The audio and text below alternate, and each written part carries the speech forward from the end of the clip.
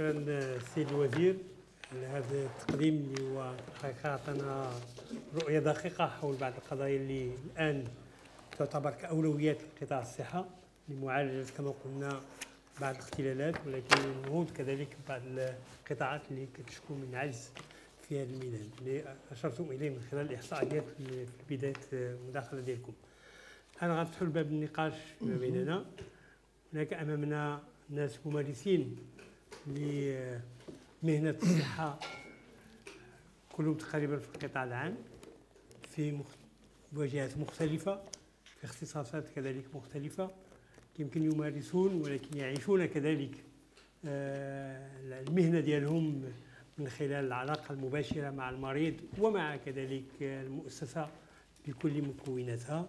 الكلمة اليوم شكون اللي يمكن يدخل. يمكن غنحاولوا ننظم نقاشنا من خلال اولا يمكن كان هناك ردود الفعل على التدخل ديال السي الوزير فيما يخص لا سيما ما جاء به من جديد حول الاولويات ديال السياسه الصحيه. ومن جانب اخر طبعا هناك بعض القضايا اللي هي مزمنه اللي ولا بد من تسليط الاضواء حولها من خلال مواقعنا المختلفه، سواء تعلقت بقضيه الولوج للفئات الاجتماعيه المحرومه الى العلاج والى الادويه، اشكاليه الادويه كذلك، الحكامه التي اشرتم اليها والتي تعتبر الان رافعه من الرافعه الاساسيه للنهوض بهذا القطاع. وزياده على ذلك هناك نقاط اخرى متعلقه كذلك بتدبير الموارد البشريه لا سيما والموارد الماليه كذلك. اشرتم الى ان طبعا المغرب واخا قفز الذي عرفها في السنوات الاخيره فيما يخص توفير الموارد الماليه ما زال يعاني من موقع مقارنه بدول للجوار على كل حال ان من ناحيه الموارد ومن ناحيه المؤشرات نحسد عليها ولا يحسد عليها. شكون يمكن ياخذ الكلمه؟ سي صابر. نتكلم بالدارجه en même temps un peu teinté de français. لا mettez-vous à l'aise. انا déjà تبري يمكن لك تتكلم. Monsieur le ministre a défendu les équipes précédentes, mais ça nous fait plaisir parce que c'est la première fois qu'on a un ministre qui a une vision globale du secteur. On a beau dire ce qu'on veut, c'est la première fois on a un ministre qui parle d'efforts législatifs, qui parle de financement de la santé, qui parle un peu de dégraisser le mammouth qui est le ministère de la Santé. Donc il faut rendre à César ce qui lui appartient. La présentation qui a été faite aujourd'hui, elle a répondu à pas mal d'interrogations que j'avais déjà préparées. Donc l'objectif, ce n'est pas forcément de coincer Monsieur le ministre, mais plutôt de partager avec lui des points de vue qui sont intéressants. Mais n'empêche que sur la méthode, il y a quelque chose, des questions que je voudrais poser à Monsieur Louardi. Pour l'instant, nous, on a l'impression que vous êtes seul à défendre la santé au sein du gouvernement. C'est-à-dire l'effort législatif, pour nous, il est insuffisant. Pourquoi? Parce que moi, j'aimerais bien qu'on parle de fonctions publiques sanitaires qui permettent d'avoir plus de souplesse dans la gestion de l'effectif de la santé. J'aimerais bien qu'on parle de la haute autorité de la santé, puisque le ministère de la Santé n'est pas censé tout faire, il ne peut pas s'auto-évaluer tout seul. La DHSA fait un excellent travail, ok, mais est-ce qu'elle ne pourrait pas avoir un statut où elle pourrait plus faire appel à des experts de façon plus autonome? Et puis, l'engagement gouvernemental, on devrait parler financement de la santé, parce que pour l'instant, on a l'impression que des choses du genre health tax, par exemple, taxer le tabac, ça reste tabou, sachant qu'on a 14 milliards de recettes de la régie tabac, et que si on la taxe à 5%, on a à peu près 700 millions de dirhams à 1 million de dirhams qui seraient bienvenus pour financer ce ministère de la Santé, parce qu'il faut bien pomper de l'argent quelque part. Et puis, au niveau de la réorganisation, il y a pas mal de mesures sur lesquelles je me retrouve avec Monsieur le ministre, mais peut-être que, bon, n'étant pas un décideur ni un gestionnaire, j'aimerais bien que ça aille plus vite, mais probablement il y a des choses qui font que ça ne peut pas aller aussi vite que le souhaite un praticien, notamment ce qu'a dit Monsieur le ministre, à travers les directeurs régionaux, ça doit être des mini-ministres. Et les CHU ne doivent plus échapper à l'autorité des directeurs régionaux. Là, on a des directeurs régionaux qui ont un ministère de la, enfin un CHU qui fait ce qu'il veut avec des doublons avec les hôpitaux régionaux. Les hôpitaux régionaux devraient peut-être avoir une personnalité morale comme les CHU. Parce que c'est pas normal qu'ils puissent pas acheter une ampoule, il a ou des piles d'un appareil de radiothérapie. Ils sont obligés de passer par des... on voit la lourdeur de l'administration marocaine, la domiciliation des petits budgets directement chez le consommateur, par exemple les services. On pourrait discuter du changement des modalités d'acquisition, et je vais m'arrêter sur ça pour ne pas monopoliser la parole. Par exemple, la location ou le leasing pour les appareils lourds, comme les appareils de radiothérapie, les appareils de radiologie, etc., au lieu effectivement que le ministère de la Santé paye l'entretien. Donc, est-ce que c'est possible qu'on voit ce genre de méthode novatrice dans votre mandat, dans les 3 ou 4 prochaines années? Voilà. Bien. Est-ce qu'il y a une réaction par rapport à تنشكر قبل كل شيء مؤسسة عبد الرحيم بوعبيد والطاقم ديالها على كونهم نظموا هذا النقاش على موضوع اللي يتهم المغاربة كلهم واللي ما تتكلمش عليه الكافي في المجتمع ديالنا. إذن تنشكركم شكرا جزيلا. كذلك تنشكر السيد الوزير على الأمل اللي خلق عند بزاف ديال الناس، منهم اطباء ومهنيين الصحه ومنهم مغاربه بصفه عامه. الاجراءات اللي اتخذتيها والاصلاحات اللي بديتي ديرها عندها صدى كبير. رغم ذلك انا بغيت نعطي وجهه نظر للاطباء ديال القطاع العام بالامل بانك هذه وجهه النظر غادي يعاونك باش تصلح الامور.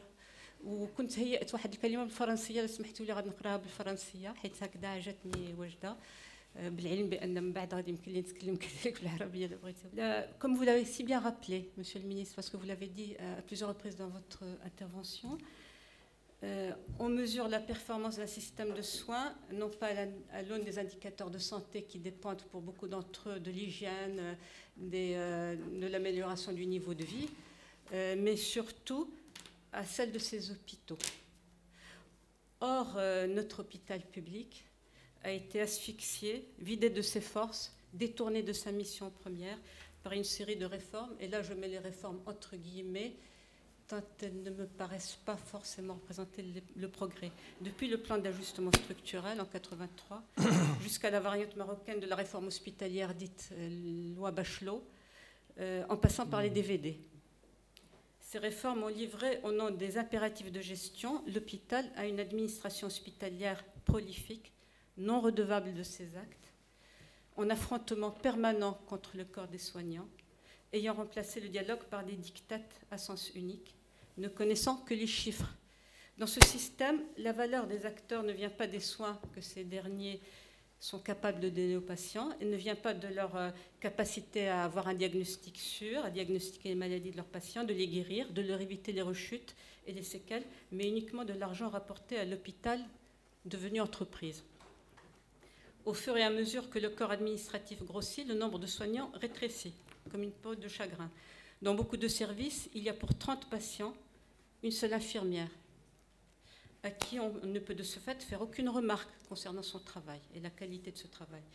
Les rares secrétaires hospitalières doivent pour la plupart d'entre elles être à la charge des chefs de service qui les recrutent, pas ou peu de coursiers qui sont fonctionnalisés, sédentarisés, pas d'archivistes. Les nombreux médecins en formation qui sont la véritable cheville ouvrière de l'hôpital et qui font tourner les établissements ont par conséquent joué le rôle d'infirmiers, mais aussi de secrétaires, de coursiers, d'archivistes, quand il s'agit de chercher les dossiers de malades, sans compter les rapports à remplir pour les comptes de l'administration qui leur prennent du temps et font d'eux des agents plus au service de l'administration qu'ils ne sont au service des malades. Ils doivent aussi, ces jeunes médecins, jouer le rôle d'assistantes sociales, ces dernières que les patients ont démasquées, puisque dorénavant, ils ne les appellent plus assistantes, mais muftisha, inspectrices. Ces dernières ont donc pour principale mission de négocier avec les malades le montant que même démunis, ils doivent payer. Car dans ces hôpitaux, seuls sont restés les indigents qui sont captifs du système et n'ont pas d'alternative que d'être soignés dans ce qui ressemble de plus en plus à des hospices. Les classes moyennes soignées naguère à l'hôpital peuplent maintenant les couloirs et les salles d'attente des cliniques privées. Ces patients démunis doivent, pour accéder à un lit d'hôpital, passer le double filtrage des urgences. Puis après avoir été admis à ce niveau, du filtrage au niveau du service, ce qui se traduit par de longues heures d'attente. Je passe les détails parce que de toutes les façons, Donc, même s'il y a accessibilité géographique, il y a de fait une vraie inaccessibilité fonctionnelle. Il doit y avoir certes une complémentarité publique-privée, mais cette complémentarité ne signifie pas solvable en clinique et indigent à l'hôpital. Il suppose que l'hôpital reste en charge de certains aspects des soins, recherche appliquée, formation, médecine de pointe, et ce dans l'intérêt de tous, pour développer le système de soins dans notre pays, mais aussi pour asseoir la démocratie et valoriser la citoyenneté et faire en sorte que l'hôpital public ne se transforme pas en simple outil de maintien de la paix sociale. Et ma question, est-ce que vos efforts, que tout le monde reconnaît, seront suffisants pour ressusciter cet hôpital public? Bon, après, il peut y avoir des mesures pour ne pas monopoliser, on en parlera. إشكالية طبعا المستشفى لها جوانب متعددة سواء أخذناها من جانب الموارد البشرية أو من جانب التنظيمي. يمكن هناك تجارب اللي عاشتهم أستاذة في منطقات بعيدة عن الرباط وعن الدار البيضاء وعن الحواضر وهي زبورة، واللي يمكن تعطينا نظرة حول ما عاشته من خلال مسيرتها المهنية في هذا القطاع. Alors tout d'abord, je voudrais remercier Monsieur le Ministre pour nous permettre d'interagir parce que je pense que c'est déjà un premier pas. Le fait d'être proche des médecins, ça nous a manqué dans les ministères précédents. Maintenant, en plus, vous avez aussi la particularité d'être un homme de terrain et ça c'est important, vous pouvez comprendre ce dont on vous parle. J'aimerais juste avoir une petite remarque très rapide, c'est qu'on parle toujours de dépenses de santé. On parle de budget alloué, etc. On ne parle jamais de ce que ça peut rapporter, de la productivité. On pourrait commencer peut-être à parler des avantages, de ce que ça rapporte, de ce que ça rapporte en termes de santé morale, physique, de productivité, d'économie. Ça, on doit. Et partant de là, il faudrait commencer à valoriser ce médecin parce que c'est bien beau de parler de tout ça. Mais je pense que parmi les objectifs de cette politique, c'est de rendre la valeur à ce médecin qui est complètement dénigré actuellement. C'est vrai que la population a des demandes, qu'on doit y répondre, mais toujours est-il qu'il faut qu'on ait envie de devenir médecin. Et si on a un objectif de 7000 médecins à atteindre, moi personnellement je déconseille à tous les membres de ma famille, aux gens que je connais, de faire médecine, tout simplement parce qu'il faut que les gens le sachent, et ça tombe très très bien qu'on passe en direct, tout simplement parce que c'est des études très longues. Au bout de 6-7 ans d'études, il faut savoir qu'en tant qu'interne, c'est-à-dire vous êtes le médecin qui est aux urgences, qui passe 24 heures pour accueillir tous les malades, que ce soit en hôpital, donc principal ou périphérique, vous êtes payé 1500 dirhams et vous n'avez pas de mutuelle. Ça dure 3 ans. Donc il faut savoir que vous êtes médecin pour la famille, l'entourage, les gens qui se sont déjà mariés, vos copromotionnaires qui sont payés à 12 000, 15 000 dirhams qui sortent de l'ISCAE. Vous avez refusé l'ISCAE, vous avez fait médecine, vous avez mis 500 dirhams. Moi, je me suis fait renverser par une voiture, j'ai eu une fracture du genou, j'ai pas pu être hospitalisée parce que j'avais pas de mutuelle. Ça, c'est ça la réalité. Ensuite, on devient résident spécialiste. On a fait l'internat, c'est une grande école, on est censé devenir professeur, les postes sont gelés depuis 10 ans. Du coup, on nous demande de nous sacrifier et de partir parce qu'il faut régionaliser, parce que tout le monde a droit à la santé. C'est tout à fait exact. Toute la population marocaine a droit à la santé. Mais dans quelles conditions ? Donc on part, on prend notre courage à deux mains, on abandonne la famille qui ne peut pas rejoindre pour des raisons tout à fait évidentes parce que le mari travaille dans une société ailleurs, c'est pas possible. On abandonne les enfants qui font des crises, qui tombent malades, qui appellent leur maman. C'est pas grave, on va se sacrifier. Et là, on se retrouve à 800 000 km, à 800 kilomètres, on se retrouve à Zagoura, par exemple, pour mon expérience personnelle. Donc j'arrive, je suis la première cardiologue de la région, à 300 km à la ronde. Je n'ai pas de bureau. J'ai travaillé 4 mois sans bureau. Je pense qu'il fallait faire vraiment preuve de beaucoup de bonne foi pour continuer. J'alternais, je rentrais, je me faisais prêter un bureau pendant 4 mois. Et ensuite, c'était l'électrocardiogramme, c'est-à-dire l'outil de base. Donc on ne peut pas demander à un spécialiste qui a été formé par l'État الدولة خسرات علينا الفلوس باش نقراو باش نتعلموا. ملي خسرات علينا داك الفلوس غتصيفطنا لواحد البلاصة مرحبا حنا مشينا ماشي ما قبلناش. مشينا وقلنا مرحبا وكل شيء خصو يداوى. هو اللي كنعطينا باش نداويو الناس. ما كانش تخطيط يعني ما يمكنليش انا نعرف هذا المريض شنو عنده. Je suis restée 6 mois sans électro. C'est complètement aberrant, ça n'existe nulle part. Il y a pire, moi je vous dis, monsieur le ministre, parce que vous connaissez, on peut parler en termes techniques, je n'ai pas eu de potassium pendant 2 ans. Le potassium, c'est كاين واحد الماده في الدات هي اساسيه اللي ما يمكنناش نعالجوا المريض بلا ما تكون عارفين شنو عندنا. Donc ce sont je pense que si les médecins se battent au Maroc, on est classé 25e sur le plan scientifique. Donc on est quand même bon, on essaye de faire ce qu'on peut. Si les médecins veulent se sacrifier, je pense qu'il faut un minimum d'infrastructures, que ce soit en termes d'infrastructures médicales, hospitalières, mais aussi en termes d'infrastructures donc humaines, et puis en termes d'infrastructures sociales. Oui, il faut envoyer les gens, mais il faut que ce quelque part en question soit viable. Il faut qu'il y ait un roulement, il faut que ça soit juste, et c'est seulement à ce prix-là que ça pourra être, qu'il y aura une pérennisation. Voilà. Une question qui envoie la carte sanitaire avec المتعددة. Si Kamel. Bonjour Monsieur le Ministre. Donc ça fait plaisir de pouvoir parler en tant que moi je suis encore en formation. Ça fait plaisir de pouvoir parler aux premiers responsables de la santé au Maroc et aussi à notre professeur Louardi qui est réanimateur de formation, tout comme moi. Alors je vous remercie également pour cet excellent exposé. On aurait aimé que la réalité soit aussi belle, mais bon, moi j'ai 3 questions.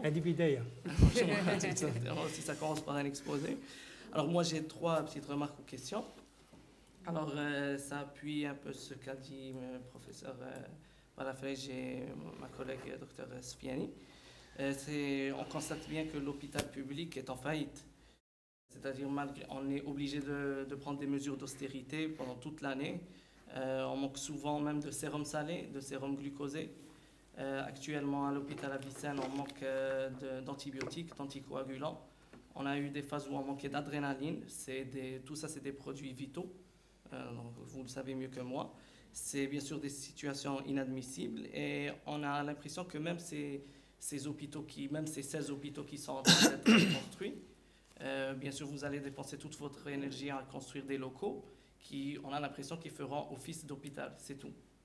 C'est-à-dire qu'on sera obligé de mettre des médecins, qu'on paiera des médecins, des infirmiers, pour garantir, comme l'a si bien dit Mme Balafrej, une paix sociale.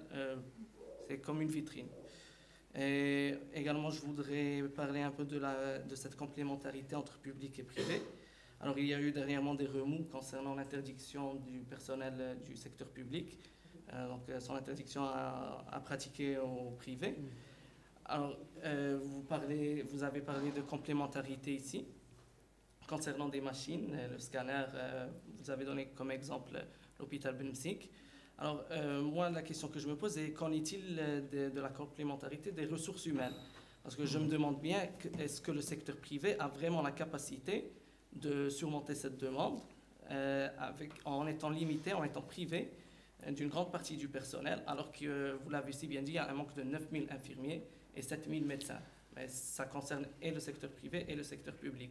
Je me demande comment pourrait le secteur privé, qui reçoit des patients qui sont assurés et qui sont prêts à payer, mais ils sont privés de personnel médicaux et paramédicaux. Et la dernière remarque que je voudrais poser est, alors j'ai pas entendu dans votre exposé des réformes concernant la formation des médecins et des enseignants. Parce que je pense que vous l'avez bien constaté durant votre pratique aux urgences, qu'il y a malheureusement un décalage entre la formation des médecins et les besoins en santé de la population. Aussi, moi, ça fait pas longtemps que j'ai quitté la faculté. Bon, je l'ai pas vraiment quitté, mais j'ai quitté les amphithéâtres et les cours magistraux. Vous savez très bien que c'est quand nous a enseigné on ne nous a pas enseigné selon un programme. Ce n'était pas bien systématisé. Il n'y avait pas des objectifs spécifiques à chaque module. Il n'y avait pas des conduites à tenir, pratiques à retenir, et c'était des pathologies enseignées par des spécialistes à des gens qui sont supposés être des généralistes et qui sont souvent décalés de la pratique quotidienne d'un généraliste. Mais cela est valable également pour les spécialistes. Leur formation est jugée par nous, résidents, elle est jugée insuffisante, surtout pour les spécialités chirurgicales. on n'a pas vraiment d'objectif à atteindre durant notre formation, durant nos semestres de stage. Et aussi, au final, c'est-à-dire qu'au bout de 4 ans, on ne sait pas quoi, on est affecté quelque part à Zagora ou ailleurs. Et voilà, on n'a pas, on se trouve insuffisamment formé. Et je ne sais pas s'il y a un programme, ce qui serait bien, c'est d'avoir un programme national qui rencontrerait les besoins de la population en matière de santé et qui devrait être appliqué au niveau de toutes les facultés de médecine. Je ne sais pas si cela est difficile ou si cela est envisagé ou envisageable. Donc voilà. أعتقد من خلال هذه الدورة الأولى تبينت أنه هناك طبعا شو القضايا تهم المستوى والموارد البشرية.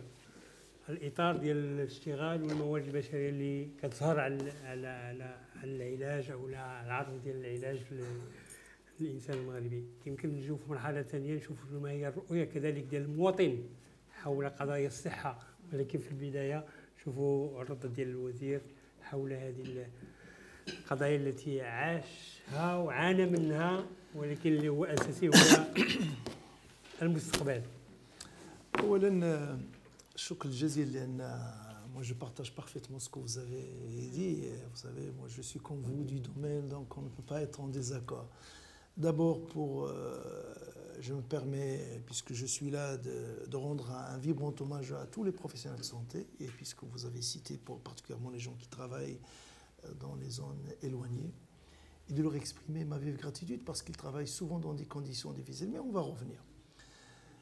L'hôpital, vous avez parfaitement raison, connaît des dysfonctionnements. Vous les avez cités, vous êtes gentil, vous avez dit peut-être 0,5%, parce qu'on le vit, on l'avait dit tout à l'heure moi-même, à la Koulanar, je gueulais chaque jour.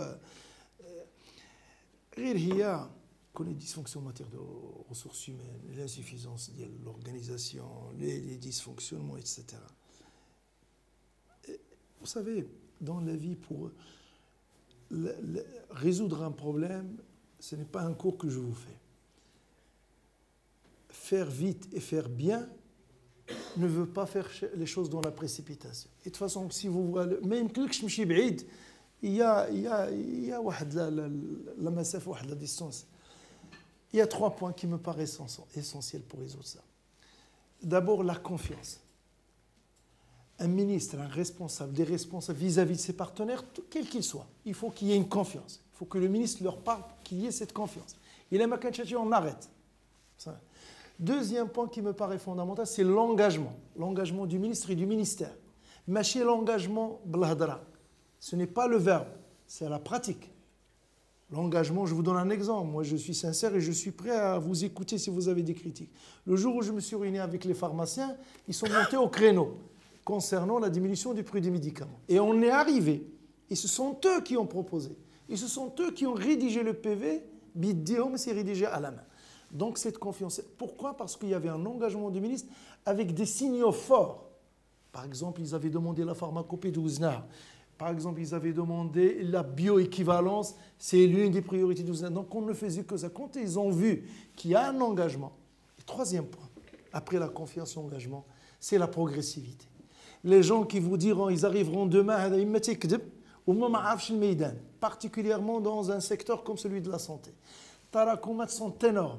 Les dysfonctionnements, vous décrivez, je n'aime pas utiliser ces mots, mais je le dis, quand j'étais de l'autre côté, je disais notre hôpital est malade. Les gens, mais d'un autre côté, il faut reconnaître qu'il y a beaucoup de choses qui se font à l'hôpital. Il y a énormément de choses qui se font à l'hôpital. Qu'il y a l'insuffisance, mais il faut bien sûr, je ne suis pas venu pour vous dire,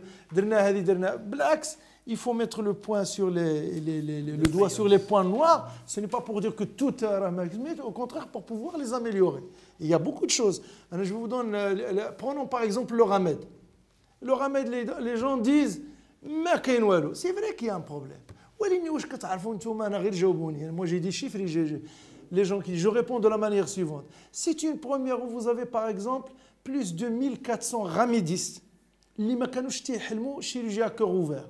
La grosse chirurgie ديال la cardio, Est-ce que vous connaissez des ramédistes qui pouvaient bénéficier قبل le ramède de la transplantation rénale? Est-ce qu'on connaît des ramédistes qui كانوا يديروا transplantation de moelle?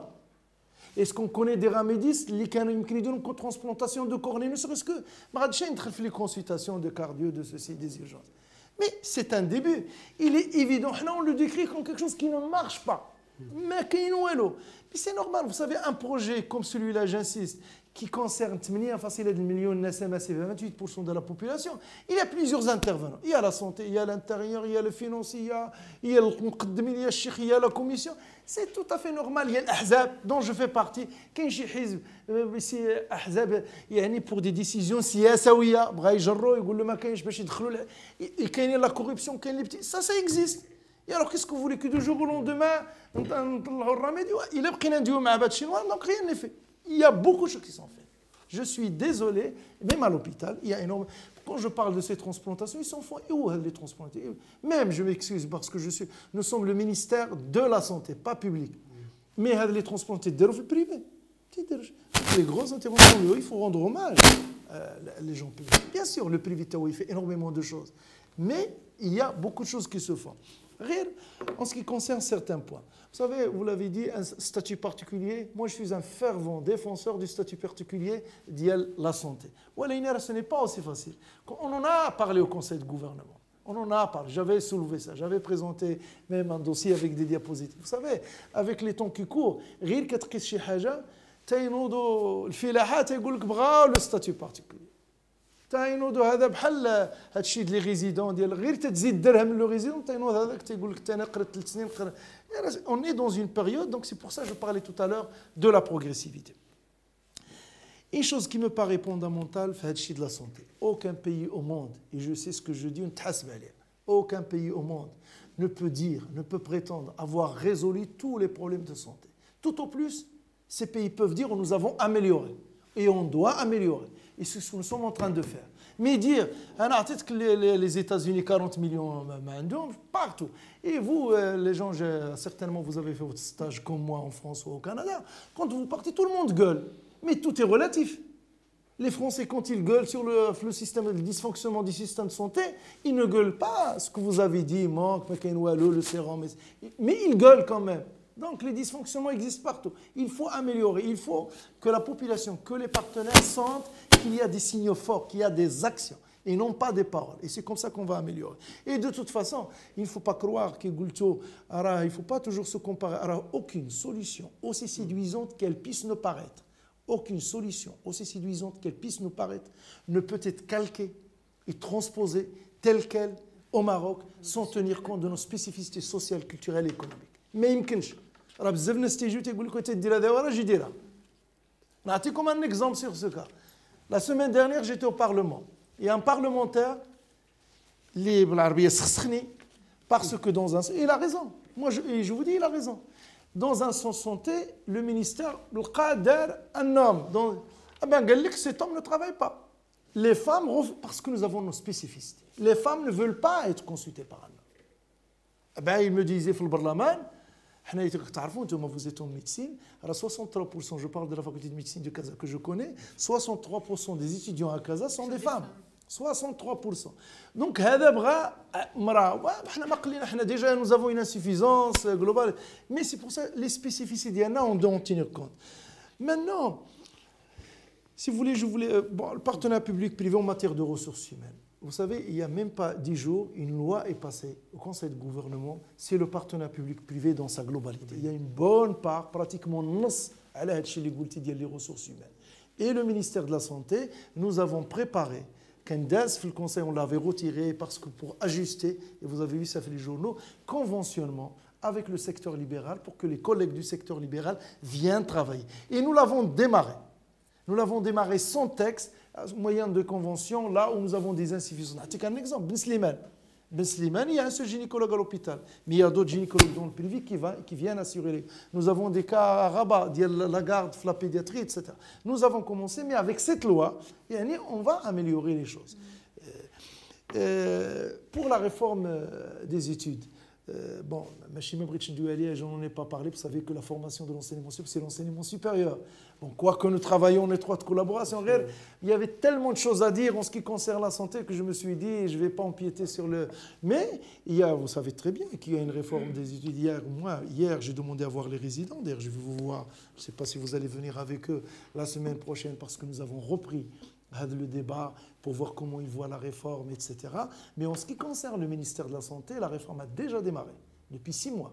Et je l'ai annoncé à plusieurs reprises à la télévision, particulièrement dans la formation paramédicale. Nous allons une première au Maroc instaurer le système LMD pour les professions infirmières paramédicales, le système licence, master, doctorat, qui n'existait pas, parce qu'ils sont défavorisés par rapport aux autres secteurs. Un infirmier tekra la licence ou le master 5 ans, il touche beaucoup moins et il est classé à l'échelle beaucoup inférieure par rapport aux autres. Donc nous avons déjà démarré en ce qui concerne les choses qui dépendent exclusivement du ministère de la Santé, mais nous travaillons en étroite collaboration avec les collègues, de l'enseignement supérieur. Je m'arrête ici.